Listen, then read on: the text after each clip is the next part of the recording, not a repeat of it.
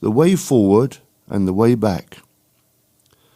Once there was a time, oh so long ago, that those whose minds reach back to it are scarcely here. And though through devious routes and channels mankind likes to live, we trust that in the long and short term he also learns to give. Can it be that pain and sorrow are always ever near? And can it be that happiness is often tinged with fear?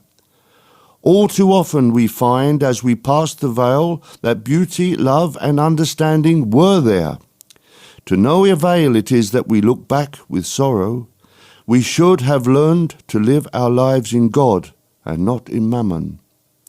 Tomorrow, always sought and never to be found, was always beckoning us. And still we found that life was full of tears.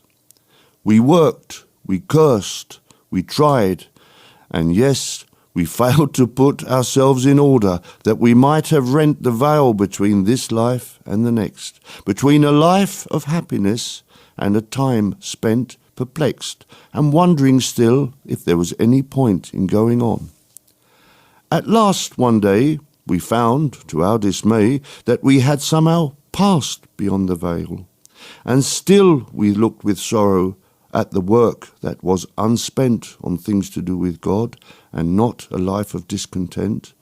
Therefore, we vowed we would return to the life that we had spent on earth, and into that life we would put an everlasting supplement to others to seek God foremost and mammon not at all.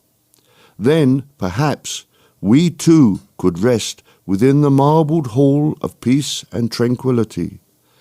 Ensure that you who read these words and find them to be true, that you put them into practice and join with us in peace and love within the marbled hall.